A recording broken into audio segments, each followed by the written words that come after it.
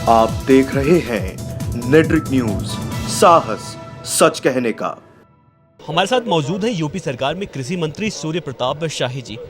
Sir, ये जो महाकुंभ की तैयारी चल रही है, क्या है ये किसानों का कृषि कुंभ उत्तर प्रदेश की राजधानी लखनऊ में भारतीय गन्ना अनुसंधान में हम लोगों ने आयोजित किया है, जिसमें 26, 27, 28 अक्टूबर को उत्तर प्रदेश के सभी जनपदों के किसान को हम 3 दिनों में वहाँ पर लाएंगे और कृषि की जो आधुनिक तकनीकी है, नवीनतम तकनीकी है, शोध है और तौर तरीके हैं, उन सारे तौर तरीकों को वहाँ पर बताएंगे।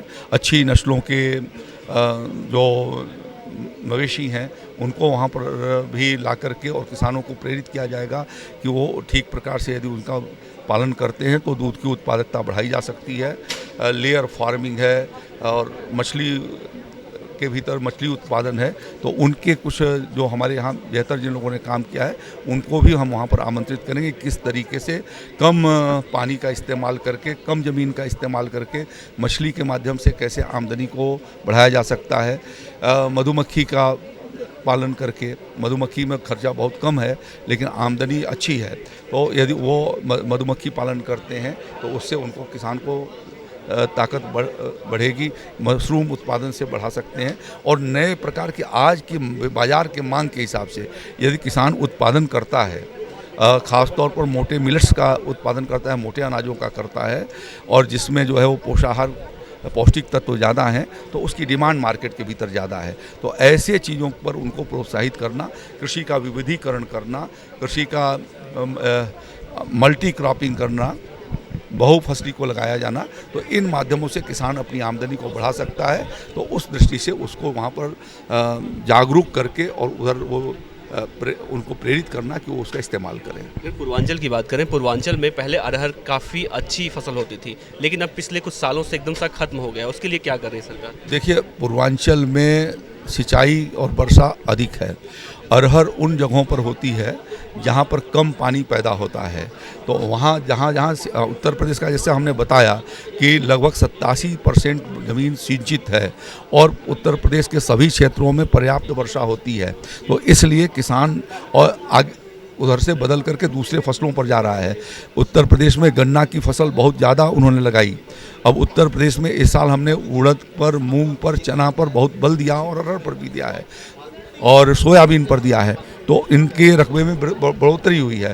तो पिछले वर्षों में जो अपेक्षा की गई थी उसकी वजह से कठिनाइयाँ थी और इसीलिए इस साल हमने कुछ दलहन के फसलों को हमने खरीदा भी है। ख़ास तौर पर जो है हमने चना, मसूर और उड़द, इसकी खरीदारी उत्तर प्रदेश में हमने बाजार समर्थन मूल्य योजना के अंतर्गत करवाई, जिससे कि किसान जो है वो दलहन की ओर भी उत्साहित हो, और सरसों की भी खरीदारी करवाई है जिससे तिलहन की ओर आगे की ओर बढ़े। जहाँ तक आपने कहा उससे नील गाय से अरहर के नुकसान का, हमारे राज्य मंत्री जी ने इस बात का प्रयोग किया है कि यदि गौमूत्र का छिड़काव और गोबर के घोल का छिड़काव किया जाए तो ऐसे नील गाय भी ऐसे फसलों को नुकसान नहीं पहुंचाते हैं। तो उस प्रयोग को भी हम वहां पर दिखलाएंगे जो हमारा कृषि कुंभ होगा। हाल में जितनी सीटों पर उपचुनाव हुए हैं, बीजेपी को हार का सामना करना पड़ा है, तो कहीं ना कहीं किसान जो है नाराज चल रहे हैं। तो क्या 2019 लोकसभा चुनाव से पहले किसानों को रिझाने का तैयारी? मैं एक चीज़ बता दूँ कि जितना काम देश में प्रधानमंत्री नरेंद्र मोदी जी ने किसानों के लिए किया, उतना किसी ने नहीं किया। जिस बड़े पैमाने पर कृषि क्षेत्र के भीतर पूंजी निवेश कराया है और जितने बड़े पैमाने पर एमएसपी की खरीदारी कराई है, फर्टिलाइज़र की उपलब्धता बढ़ाई है और नीम कोटेड यूरिया करके किसान की लागत को घटाई है, उससे जो है वो किसान जो है खुशहाल हुआ है। उत्तर प्रदेश के भीतर जितना काम योगी आदित्यनाथ जी की सरकार ने किया, 86 लाख किसानों के 36,000 करोड़ रुपए की माफ़ी उत्तर प्रदेश के भीतर हुई है और अभी भी प्रक्रिया के भीतर है। अभी जो हम लोगों ने सप्लीमेंट्री बजट हमारा आ रहा है, उसमें भी हमने उसके लिए धनराशि की व्यवस्था उसमें हमने की है। तो इस तरीके से हम लोगों ने उत्तर प्रदेश में पहली बार सभी ग्राम सभाओं के भीतर हमने वर्मी कंपोस्ट की यूनिट को दिए। हमने उत्तर प्रदेश में 50% स्प्रिंकलर सेट पर 50% को अनुदान बढ़ा करके 80 और 90% उसका अनुदान हमने किया है। सोलर पंप पर हम 70% अनुदान दे रहे हैं।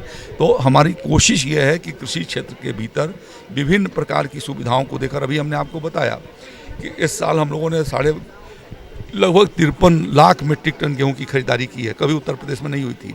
अखिलेश यादव जी की सरकार में मात्र 7 लाख मीट्रिक टन गेहूं की खरीदारी हुई थी। धान की खरीदारी हम लोगों ने 33 लाख मीट्रिक टन कराई। पिछले साल 37 लाख मीट्रिक टन हमने गेहूं की खरीदारी कराई। और किसानों की समस्याओं की बात करें तो गन्ना का जो है भुगतान नहीं हो पाता उनका टाइम पे, अभी भी कितने सालों पहले का पड़ा हुआ। आपको पहले ये देखना चाहिए कि कितने दिनों से गन्ना किसानों का बकाया था।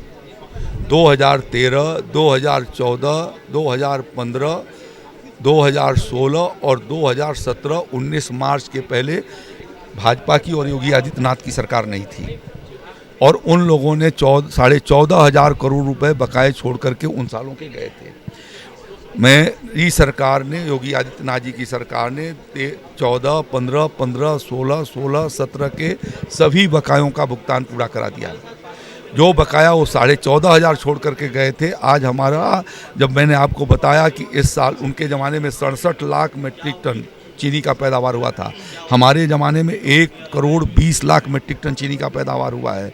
उनके ज़माने में 16-17 हज़ार करोड़ रुपए के गन्ने की पेराई होती थी, हमारे ज़माने में 25,000 करोड़ रुपए की पेराई हुई है और 25,000 करोड़ रुपए में इस साल हम लोगों ने लगभग 25,000 करोड़ रुपए का भुगतान करा दिया।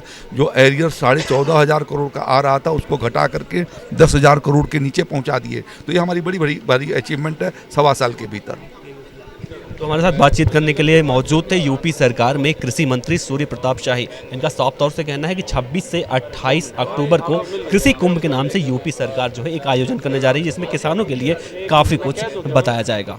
कैमरामैन प्रशांत के साथ देवनाथ पांडे, नेटरिक न्यूज़, दिल्ली। हमारे साथ जुड़े रहने के लिए हमारे YouTube चैनल को सब्सक्राइब करें, साथ ही बेल आइकन को दबाएं। नेटरिक न्यूज़ की खबरें सबसे पहले देखने के लिए।